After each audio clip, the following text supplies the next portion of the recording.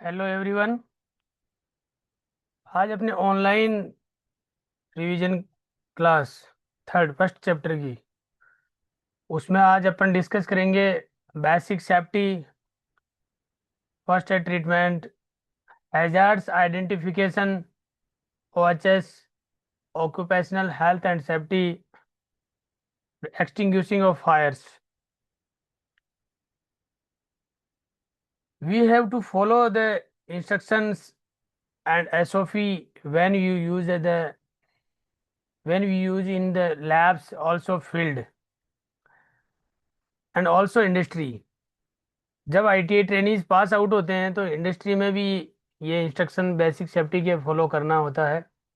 और लैब में जो अभी रनिंग आप आईटीआई कर रहे हो तो वहाँ भी आपको लैब में फॉलो करना होता है। एक्ट सैप्लियन सेव ए लाइफ, जीवन आपको सेव करना है। इंश्योर सेफ्टी को आपको इंश्योर करो। रिमूव फ्रॉम कॉन्टेक्ट, जिस भी के भी आप टच में आए हो, इलेक्ट्रिसिटी आपको करंट आ गया है तो आपको कॉन्टेक्ट को हटाना है। आपको उसको रेस्पॉन्स चेक करना है पर्सन की जिसके साथ में फैटल या इंजरी हुई है।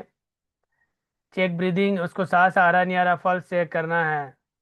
कॉल फॉर हेल्प, और उसको मदद के लिए आपको कॉल करना है। तो अपन स्टेप बाय स्टेप डिस्कस करेंगे।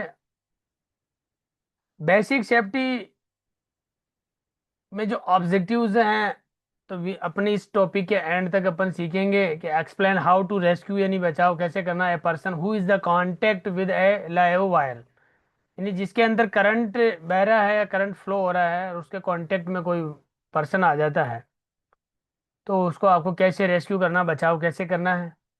Brief how to give first aid treatment for a victim, और उस विक्टिम को फर्स्ट एड ट्रीटमेंट कैसे देना है कि उसको डॉक्टर या हॉस्पिटल के पास पहुंचाने से पहले उसको जीवन को बचाने के लिए आपको फर्स्ट एड क्या से देना है। The seriousness of electric shock depends on, और सीरियसनेस डिपेंड करती है कि इलेक्ट्रिक शॉक कितना गया है। How much electric current passes through the body, body के अंदर से करंट कितना पास हुआ है। तो आपको ये इंश्योर करना है। अब जैसे विक्टिम को आप डायग्राम में देखो, अनप्लग द सप्लाई। अब जिस भी पर्सन को करंट आया था आपको डायरेक्टली सेफ्टी को इंश्योर करना, पहले उसको टच नहीं करना है जिसके करंट आया है। डायग्राम फिगर नंबर 1 और फिगर नंबर 2 को देख लीजिए आप। Second is how long the person is in contact with electricity, वो कितनी देर तक इलेक्ट्रिसिटी के कांटेक्ट में रहा है, ये आपको पहले ही ऑब्जर्व करना है। आप डायरेक्ट टच नहीं करना, don't touch the victims.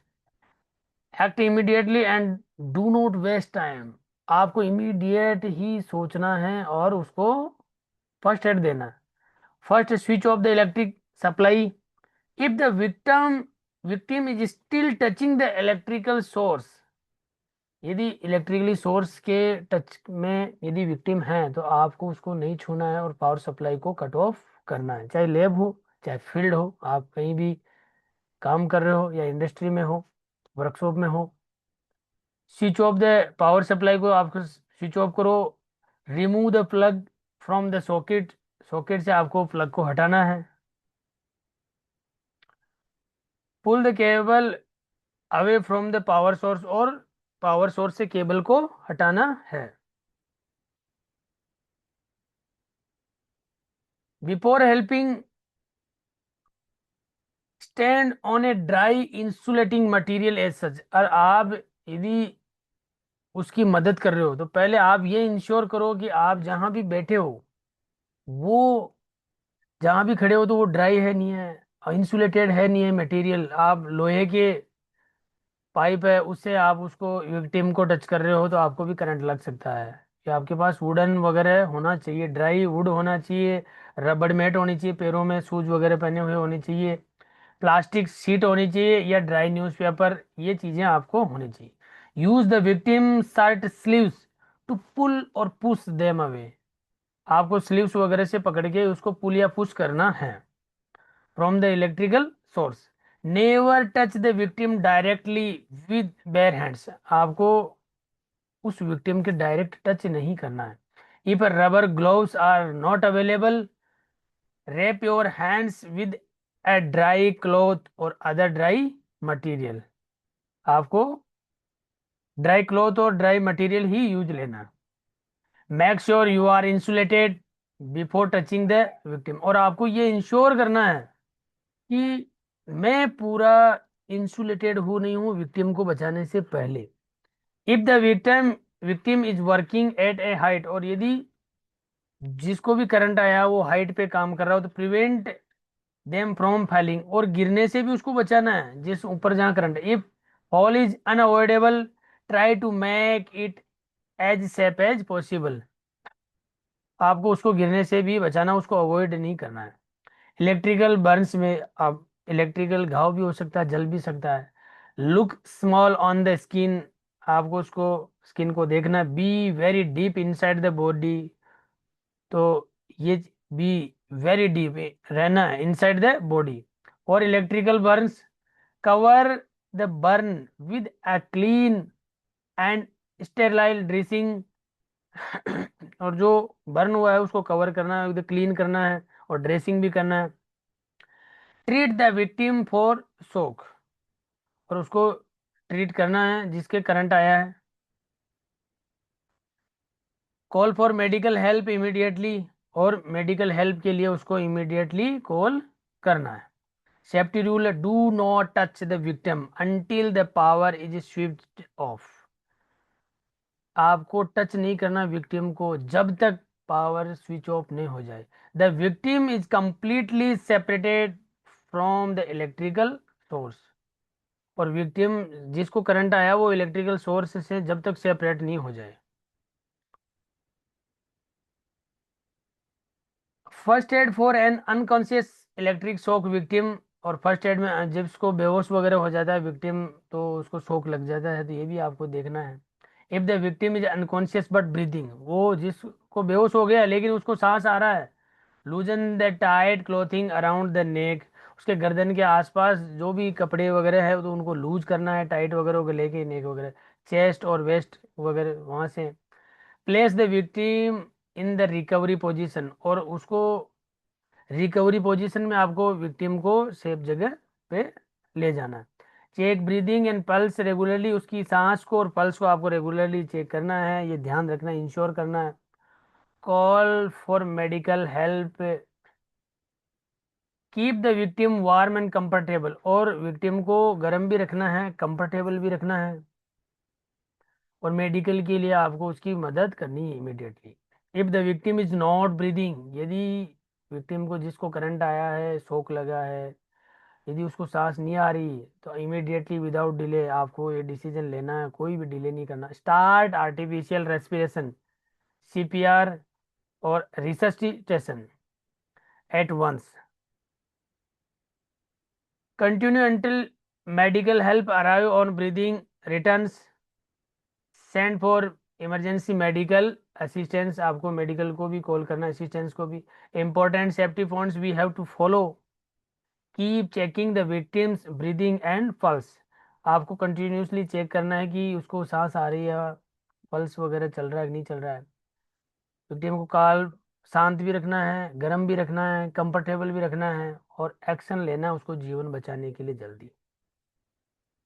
Golden rule से ब्रीदिंग इज प्रेजेंट, यदि उसकी सांस आ रही है तो रिकवरी पोजीशन है, और यदि सांस नहीं आ रही है स्टार्ट आर्टिफिशियल रेस्पिरेशन इमीडिएटली, ये आपको उसको आर्टिफिशियल श्वास देना है।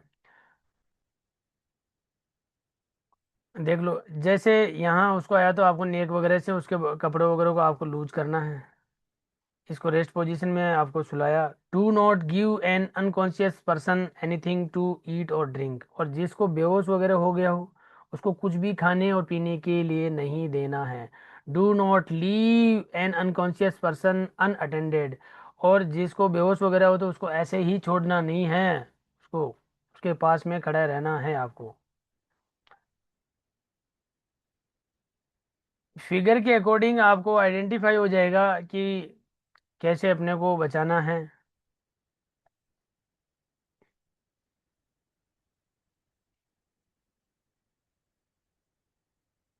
बेसिक सेफ्टी यदि ट्रीटमेंट है, से act safety save A life. What is safety, what is safety क्या है, what is first aid, first aid क्या है। First aid is the immediate help given to an injured or sick person before medical help arrives। आपको doctor या hospital पहुंचाने से पहले जो भी प्राथमिक उपचार या इमीडिएटली आप उसकी मदद करते हो, वही उसका प्राथमिक उपचार है। Main purpose of first aid. First aid देने का मेन उद्देश्य क्या है? जीवन बचाना, प्रिवेंट फर्दर इंजरी, और कोई भी इंजरी होने से भी आपको उसको बचाना है, उसको कंफर्ट भी देना है। Shift the victim to a safe place, और जिसको भी विक्टिम को भी सेफ प्लेस पे आपको लेके जाना है। अरेंज मेडिकल ट्रीटमेंट क्विकली, और मेडिकल अरेंजमेंट भी आपको करना है जल्दी से।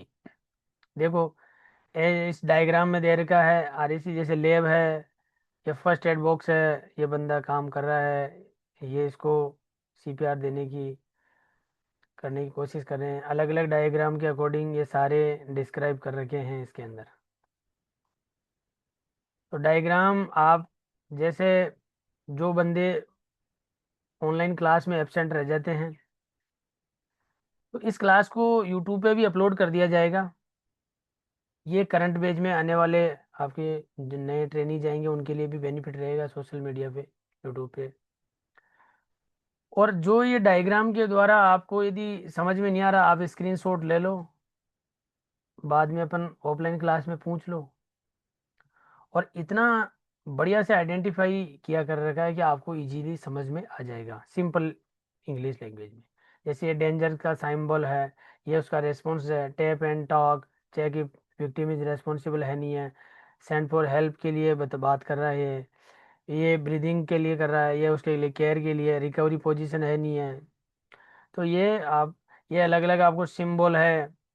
लैब कोट, वीआर पीपी आपको पहनना है, ये डेंजर्स का साइन है, ये टच नहीं करना है।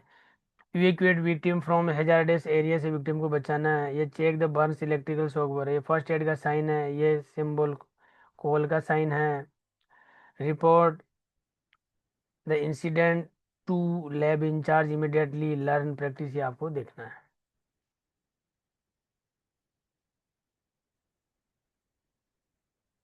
फर्स्ट एड का जो ये ट्राइंगल अपने बता रखा है, तो इसमें तीन फर्स्ट एड प्रोसीजर अपने को फॉलो करना। प्रिजर्व लाइफ, आपको आदमी को जीवन बचाना। सेकंड, प्रिवेंट फर्दर हार्म, उसको गर्म होने से भी फर्दर अपने को बचाना है। और प्रमोट रिकवरी भी अपने को करना है। देखो, तो first diagram preserve life, second is prevent further harm, उसको जलने से इसमें डायग्राम में देखो आरईसी लैब में झटका आ गया इसको। तो कंट्रोल ब्लीडिंग को कंट्रोल करना है, रिमूव फ्रॉम डेंजर से भी उसको बचाना, प्रिवेंट फर्दर इंजरी, कोई भी चोट लगने इंजरी होने से भी उसको बचाना। और प्रमोट रिकवरी के लिए फिर उसको फर्स्ट एड देना है, हॉस्पिटल ले जाना है। Provide comfort and re assistance, treat injuries, small cuts, wounds, refer to medical centre and hospital. ये सारा इसके अंदर अपने को डायग्राम में दे रखा है, सिंपल, सारी चीजें सिंपल है। रिकवरी के लिए check the victim is breathing, place an unconscious but breathing person is the recovery position, keep the air clear, help a choking person to by removing the blockage, give CPR, artificial respiration if required, prevent further them, move the victim away from danger, stop bleeding by applying procedure pressure, avoid unnecessary movement of injured parts, protect the victim from further injury, promote recovery, keep the victim comfortable and calm, cover wounds with a clean dressing, monitor breathing and pulse। तो same to same इस diagram के द्वारा भी आप समझ सकते हो। ये समझ में नहीं आ रहा तो भी कोई बड़ा भारी इशू नहीं है।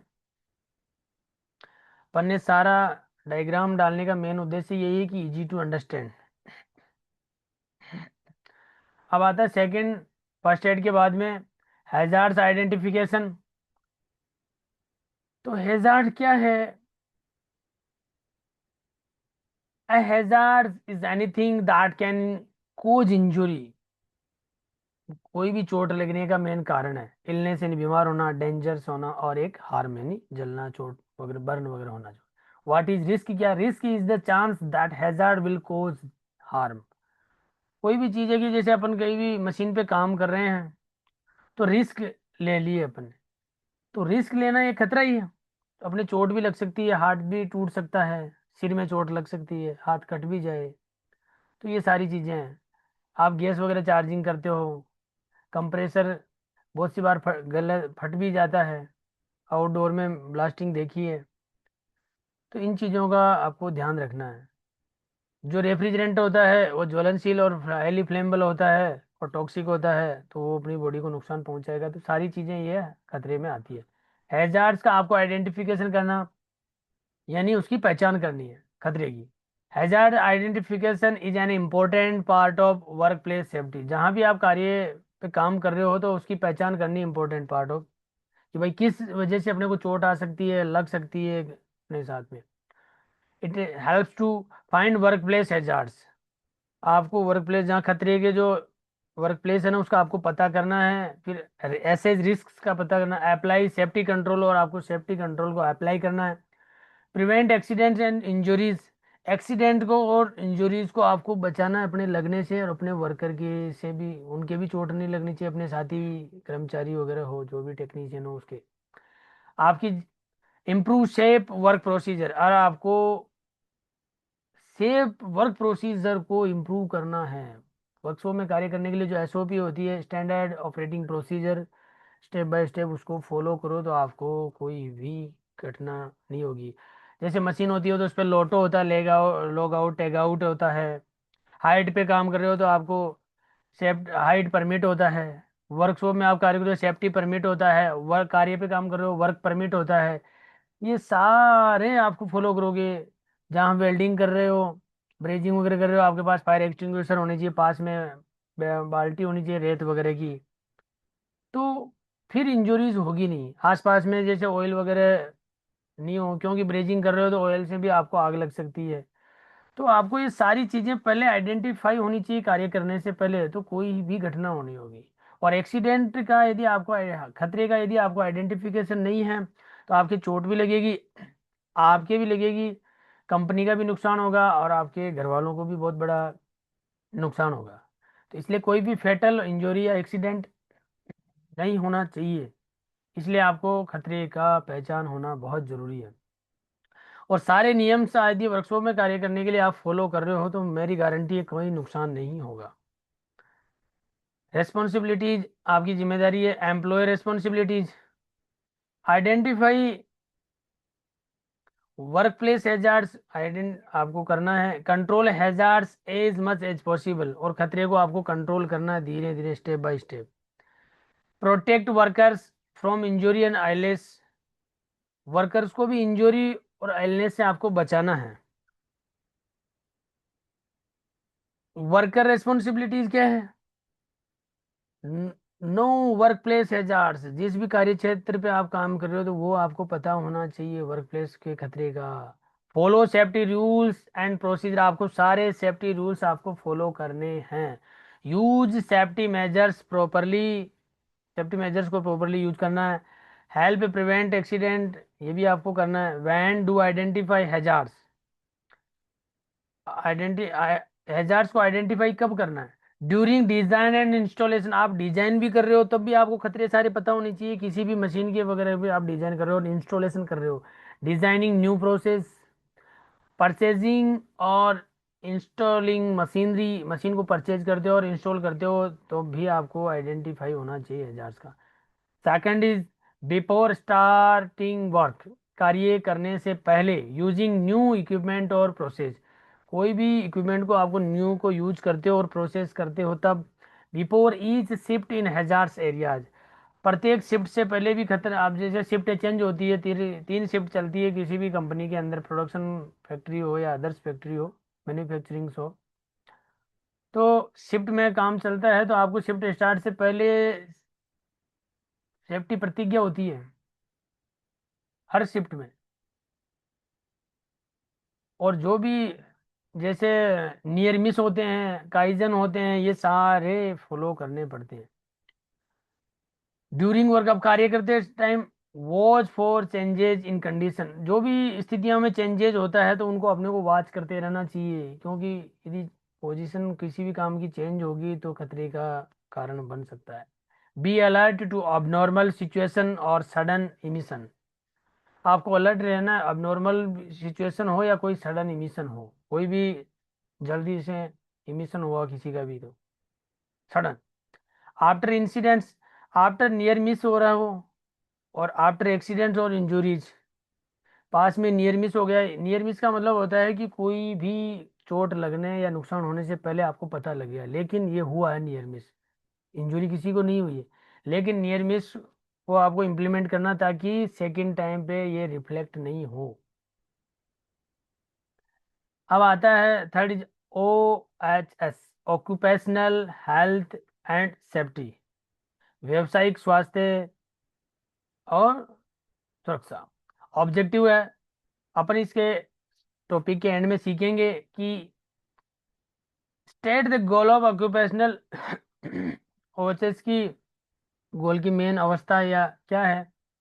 Explain need of occupational OHS को अपने को एक्सप्लेन करना है। Occupational, state the occupational hygiene and for the explain occupational disease. Safety, safety means freedom और protection from harm, danger, hazards, accident, injury और damage. OHS, occupational health and safety, is concerned with protecting the safety, health and welfare of people engaged in work or employment. The goal is to provide a safe work environment and to prevent hazards. अब इसी topic के बीच में मैं आपको बता दूं कि अपन ने ऑफलाइन क्लास में सारा डिस्कशन कर लिया है। अभी ये सारी क्लास है, ये 40 मिनट्स की है, ये रिवीजन क्लास है। इनका सोशल मीडिया को अपन पॉजिटिव में यूज कर रहे हैं, तो आपको इनको पोज कर सकते हो, स्क्रीनशॉट ले सकते हो, आप क्लास में पूछ सकते हो। तो इसमें इसको अपन को स्पीडली चलना पड़ेगा, इसमें समझाने का इतना सिंपल लैंग्वेज अपन ने यूज की है कि इतना समझाने का कोई भी अपने को टेंशन वाली बात नहीं है। The goal is to provide a safe environment, आपको सेफ वर्क एनवायरनमेंट प्रदान करना है, प्रिवेंट हैजार्ड से भी बचाना है। इट में ऑल्सो प्रोटेक्ट को वर्कर्स को बचाना है, फैमिली मेंबर्स को, employers, customers, suppliers, nearby communities and other members of the public who are affected by the workplace environment. अपनी फैक्ट्री में काम कर रहे हो तो आसपास में एम्प्लॉयर भी है, वर्कर भी हैं, फैमिली मेंबर भी हो, कोई साथी भी परिवार के भी काम में जा करने जाते हैं साथ में ही, कस्टमर भी कंपनी में रहता है, सप्लायर्स भी रहते हैं, क्योंकि कंपनी में सारे वेंडर्स, कम्युनिटी, समाज, आसपास में यदि कोई कंपनी है तो कंपनी के पास में कहीं भी प्रोडक्शन हो रहा है और पास में कोई फैमिलीज, कम्युनिटी, समुदाय वगैरह हो तो सारे अफेक्ट आ सकते हैं, क्योंकि जैसे जैसे बड़ा हैजार्ड्स होगा। It involves interaction among many related areas including occupational medicine, occupational and industrial hygiene, public health and safety engineering, chemistry and health physics। अब देखो, need of occupational health and safety, OHS की अपने को जरूरत क्यों पड़ी। Health and safety of the employees is an important aspect of A company smooth and successful function. OHS को और सेफ्टी को आपको फॉलो कर रहे हो तो employees is important aspect. Employees एक आशा करते हैं कि कंपनी स्मूथ चले और सक्सेसफुली फंक्शनिंग हो। It is a decisive factor in organizational effectiveness. It ensures an accident-free industrial environment. Proper attention to the safety and welfare of the employees can yield valuable returns, improving employee morale, reducing absenteeism, enhancing productivity, minimizing potential of work-related injuries and illness, increasing the quality of manufactured products and or rendered services. Type of OHS: physical hazards, chemical, biological, psychological, physiological, mechanical, electrical और inorganic। Safety practice, fire extinguisher, इनमें physical का आपको ध्यान रखना, chemical में आपको जो भी केमिकल जितने भी इंडस्ट्री के अंदर काम में लेते हैं तो उनका सबका आगे आएगा इनका describe.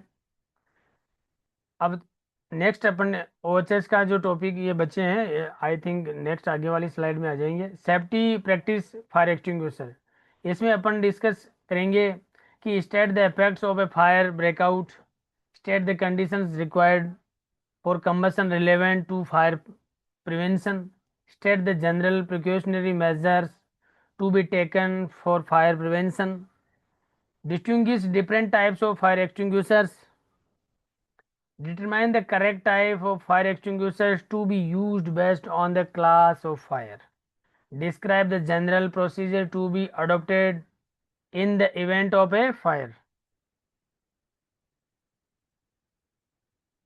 Fire safety. Fire is the burning of combustible flammable material. A fire occurring at unwanted place or an unwanted occasion or an uncontrolled quantity can cause serious damage. आग जो तीन प्रकार से लगती है, जैसे ऑक्सीजन, ऊष्मा और ईंधन, इन तीनों में से अपन एक का भी चेन को कट करते हैं तो आग नहीं लगेगी। ऑक्सीजन और हीट है, यदि वहाँ पे फ्यूल नहीं है तो आग नहीं लगेगी। ऑक्सीजन और फ्यूल और वहाँ हीट नहीं है तो आग नहीं लगेगी। ऑक्सीजन और फ्यूल और हीट नहीं है तो आग नहीं लगेगी। तो अपन इसके बारे में देखेंगे कि आग क्या है, आग ये कितने प्रकार की होती है, इसको एक्सटिंग्विश करना है आग को, तो अपने को कैसे एक्सटिंग्विश करेंगे। Fire can destroy property, equipment और मटेरियल। जहां भी आग लगती है तो वो आग है ना, प्रॉपर्टी को, इक्विपमेंट को और मटेरियल को डिस्ट्रॉय कर देती है।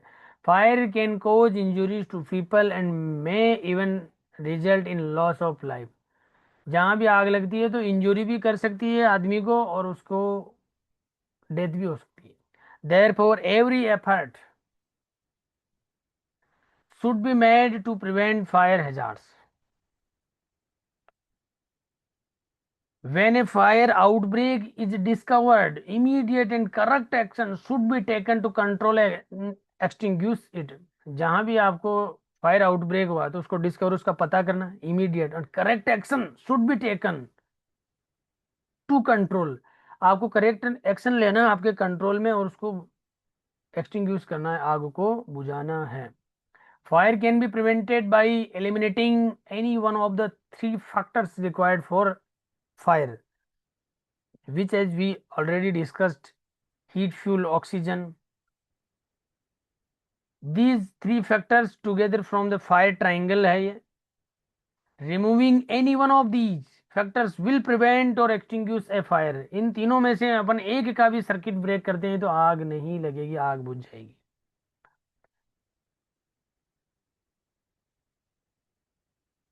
फायर्स, देखो मेथड्स ऑफ फायर एक्सटिंग्विश, आग को बुझाने के लिए आपको स्टारवेशन करना है, स्मूथनिंग करना है और कूलिंग करना है।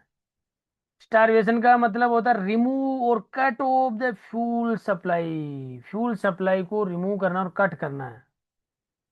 स्मूथनिंग में block the oxygen supply using foam and sand, CO2 etcetera. इससे आपको ब्लॉक करना है ऑक्सीजन को। अपने एक्सटिंग्विशर जब किसी भी आग पे बुझाते हैं तो वो क्या होता है कि ऑक्सीजन की सप्लाई, ऊपर एक कवरिंग आ जाती है तो ऑक्सीजन का सर्किट अपन ब्लॉक करते हैं।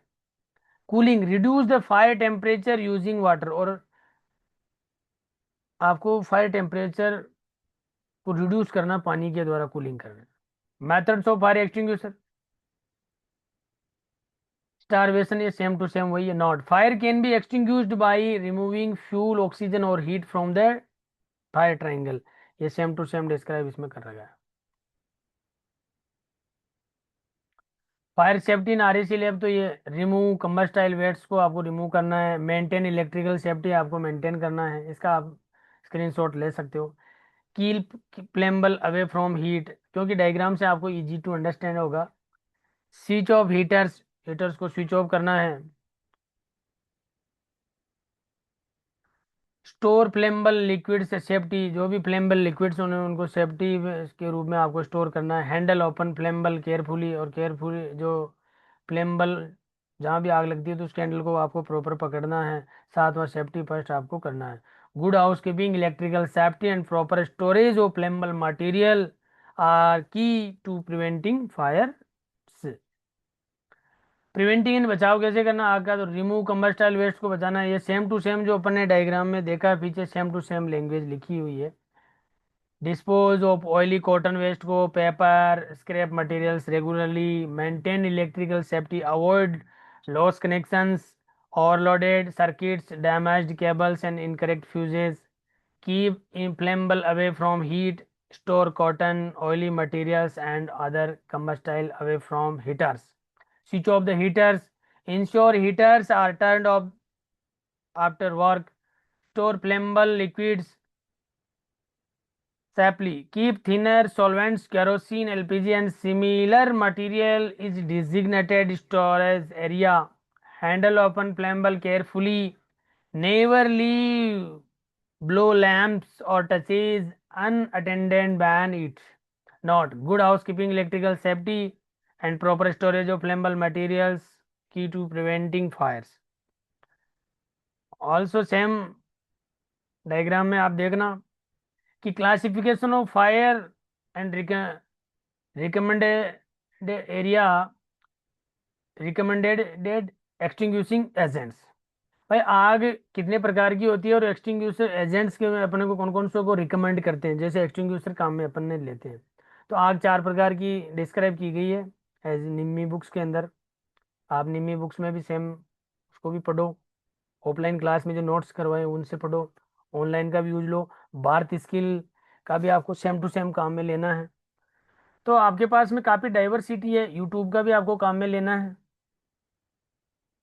तो इन सारी चीज़ों से आप इजी टू अंडरस्टैंड कर सकते हो। क्लास ए टाइप की जो आग है, ordinary combustible would paper cloth रबड़ से लगती है, और इसके लिए अपन को वाटर और फोम एजेंट्स के द्वारा अपन इसको आग को एक्सटिंग्विश कर सकते हैं। बी टाइप में फ्लेमेबल लिक्विड्स आते हैं, पेट्रोल, थिनर, सॉल्वेंट, ऑयल्स, और उसमें एजेंट्स के रूप में अपन फोम, CO2 और ड्राई पाउडर फायर एक्सटिंग्विशर अपन काम में लेते हैं। सी टाइप से आग होती है, फ्लेमेबल गैसेज होती है, LPG, propane, butane, best agents होता है ड्राई पाउडर। डी टाइप की जो आग होती है combustible metals, magnesium, sodium, aluminium और टाइटेनियम बेस्ट एजेंट्स होता है ड्राई पाउडर स्पेशल में। Different types of fire have to be dealt with different ways and with different extinguisher. अलग अलग टाइप की आग के लिए अपन अलग अलग टाइप के एजेंट्स यानी फायर एक्सटिंग्विशर काम में लेते हैं। An agent is the material और substance use to put out the fire usually in fire extinguisher. और मेन फायर एक्सटिंग्विशर का काम ये होता है कि जो सर्किट होता है, ट्राइंगल होता है, उसको ब्रेक करना। Using the wrong agents fire can B things. और यदि आप गलत फायर एक्सटिंग्विशर का आपको नॉलेज नहीं है तो आप गलत काम में लोगे तो हो सकता है कि आग और भी बढ़ जाए, और भी इंजरी हो सकती है, बड़ा फैटल हो सकता है। तो ये आपको प्रॉपर आगे जो अपन REC की क्लासों में, जैसे अब ऑफलाइन में तो पढ़ लिया अपन ने, बट ये है कि जैसे अपकमिंग जो ट्रेनिंग जाएंगे तो उनको भी ये आसानी रहेगी कि जल्दी से समझने में, ताकि आगे के काम अपन करते हैं ना उससे पहले सेफ्टी के बारे में अपने को प्रॉपर सारे नॉलेज होना चाहिए। टेक अवे फायर सेफ्टी, इसमें एक पास का सेम होता है, तो अपन आगे डिस्कस करेंगे कि पास का मतलब क्या है होता है। देर इज नो क्लासिफिकेशन और इलेक्ट्रिकल फायर्स का कोई क्लासिफिकेशन है, they can occur in any material where electricity is present. Know आपको की take away, know the type of fire extinguisher, fire के बारे में कौन सी टाइप की आग लगी है आपको पता होना चाहिए। राइट एजेंट्स, कौन सा एक्सटिंग्विशर अपने को काम में लेना है, और स्टे सेफ इन, और लैब में आपको सेफ रहना है। Classification of Fyers and recommended extinguishing agents, ये सेम अपन ने डिस्कस कर लिया। यही सेम जैसे ए टाइप की आग है, क्लॉथ वुड पेपर वगैरह तो पानी से बुझाना है। बी टाइप में पेंट्स पेट्रोलियम वाली आग होती है, उसमें फोम, ड्राई और CO2 से अपने को एक्सटिंग्विश करना है। सी टाइप की आग होती है गैस एंड लिक्विफाइड गैसेज, उसको ड्राई पाउडर वाले एक्सटिंग्विशर से अपने को उसको बचाना है। डी टाइप में मेटल्स वगैरह की जो आग होती है उसको अपने स्पेशल ड्राई पाउडर से उसको अपने को एक्सटिंग्विश करना है। Do not use water, foam और CO2 अपने को इसमें यूज नहीं करना। ये इनके एक्सटिंग्विशिंग एजेंट्स हैं, उनके सेफ्टी की पॉइंट्स हैं, तो आप आराम से इसको रीडिंग कर लेना। वीडियो को आप बीच में पॉज कर करके, कोई इश्यू नहीं है। ये सेम टू सेम सारा प्रोसीजर उसी टाइप में दे रखा है, ए टाइप का, बी टाइप का। ये निम्मी का जो कंटेंट ही अपन ने इस प्रेजेंटेशन में क्लास में अपन ने फॉलो किया है। बुक्स भी अपन ने चेन्नई से मंगाई, उन्हीं को भी पढ़ा, भारतीय स्किल से भी अपन ने पढ़ा, और पढ़ सकते हो इनको भी बीच बीच में। तो सेम टू सेम मैंने सेम चीज़ों को 2 टाइम 3 टाइम्स इसलिए ऐड किया है कि easy to understand, easy to recall. अब आपको फायर एक्सटिंग्विशर कितने प्रकार के होते हैं, types of the fire extinguisher. तो वाटर टाइप है, foam, blanket, powder, CO2, CTC, carbon tetrachloride. Gas cartridge type है, स्टोरेज प्रेशर टाइप है।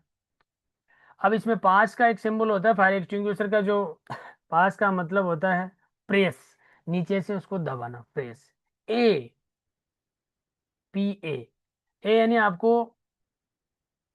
एम करना है कि भाई अपने को पास यानी फुल उठाना, प्रेस, उसको दबा के, इसमें एक पिन रहती है, आप उसको खींचना है।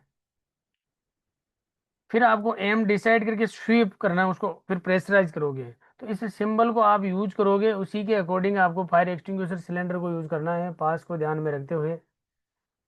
A fire extinguisher like an extinguisher or any device for protection device used to extinguish or control small fires. Often in emergency situation, it is not intended for use on an out of control fire. Many types of fire extinguisher are available with different extinguishing agent. जैसे अलग अलग type की आग लगती है तो आपको अलग अलग टाइप के फायर एक्सटिंग्विशर काम में लेने हैं। वाटर टाइप का जो एक्सटिंग्विशर होता है, there are 2 methods of operation, gas cartridge type का और storage pressure type. With both methods of operation the discharge can be interrupted as required, conserving the contract and preventing unnecessary water damage। अब ये अलग अलग type के जो दे रखे हैं, देखो, वाटर फील्ड एक्सटिंग्विशर है, इसके 2 मेथड है, गैस और स्टोरेज टाइप। ऑपरेशन ये सेम अपन ने डिस्कस कर लिया। फोम टाइप में होता है स्टोरेज प्रेशर और गैस का स्टोरेज टाइप का। दीज में भी स्टोरेज प्रेशर और गैस का storage type. Always check the operating instruction before use, आपको काम में लेने से पहले इनको इंस्ट्रक्शन चेक करने। जैसे जैसे most suitable flammable liquid fire से, रनिंग लिक्विड फायर से, must not be use where electrical equipment is involve, वहां पे आपको फोम वाला काम में नहीं लेना जहाँ पे इलेक्ट्रिकल से आग लगी है। और ये क्लास ए में तो आपको वाटर वाला काम में ले सकते हो, ये इसमें दिखाया हुआ है। ड्राई पाउडर में may be of gas cartridge और storage process type, appearance and method same as water fill type. Key features, fork shaped nozzle use for discharge, suitable में आएगा ड्राई पाउडर में बी और सी टाइप की जो आग होती है गैस टाइप की, बी टाइप की तो फ्लेम्बल, थर्ड इज गैस वाली, उनमें काम में आएगा। Carbon dioxide CO2 easily distinguished by the disc connectivity shaped discharge horn, suitable, ये बी टाइप के काम में आता है CO2 वाला। फ्लेम्बल लिक्विड्स फायर में सुटेबल, इलेक्ट्रिकल इक्विपमेंट फायर में भी CO2 काम में आएगी। Clean extinguish, no residue. अब आपके पास आ रहा है 5 नंबर, हेलोन एक्सटिंग्विशर में be of gas cartridge storage type दोनों का होता है। ये BC ब्रोमो क्लोरो फ्लोरो मीथेन टाइप की फील्ड इसमें गैस होती है, carbon tetrachloride. Very effective on fires mainly involving pouring liquids, particularly suitable and safe for electrical equipment as the chemical are electrically non-conductive. Important note, the fume given off by these extinguishers are dangerous, especially in confined space के लिए dangerous है। अब नीचे safety first always. तो ये same to same अपन ने discuss कर लिया फोम टाइप का भी। ये ड्राइव टाइप का फायर एक्सटिंग्विशर है, इनके आप पोज करके स्क्रीनशॉट ले लो। डी टाइप की आग में ड्राई पाउडर एक्सटिंग्विशर काम में आता है। ये CO2 आता है, ये आता है, इसमें प्लंजर और लीवर वगैरह होता है। ये बी टाइप की जो आग आती है उसमें भी आता है, और इलेक्ट्रिकल वाली में भी काम में अपन इसको लेते हैं। हेलोन टाइप का होता है तो ये ब्रोमोक्लोरो डाइफ्लोरोमीथेन होती है इसमें गैस। और the fume given off these extinguishers are dangerous, specially confined space के लिए डेंजर है। जनरल प्रोसीजर है जो अपने को फॉलो करना है, क्योंकि 40 मिनट्स की क्लास है तो अभी 6 मिनट्स अपने रिमेनिंग है। राइज एन अलार्म आपको अलार्म बजाना है। टर्न ऑफ ऑल मशीनरी और पावर, गैस और इलेक्ट्रिकली को आपको टर्न ऑफ करना है। Close the doors on window आपको बंद करना है, बट डू नॉट लॉक और bolt them. This will limit the oxygen fade the to the fire and prevent its spreading. Try to deal with the fire if you can do so safely. Do not risk getting trapped. Anybody not involved in fighting the fire should leave calmly, using the emergency exits and go to the designated assembly points. Failure to do this may mean that some person is unaccounted for and others may have to put themselves to trouble of searching for him or her at risk to themselves। और बहुत बहुत धन्यवाद आपको। अपनी 40 minutes की class में ये जो फर्स्ट चैप्टर का थर्ड पार्ट कंप्लीट हुआ है। नेक्स्ट क्लास में अपन जो ओएचएस का कुछ टाइप्स बचे हैं उनको डिस्कस करेंगे। पीपी पर्सनल प्रोटेक्टिव इक्विपमेंट को डिस्कस करेंगे। जो भी रिमेनिंग और ग्रूमिंग वगैरह मैकेनिक का जो भी बचा है उनको अपन डिस्कस करेंगे। चलो बहुत बहुत धन्यवाद। ठीक, थैंक यू।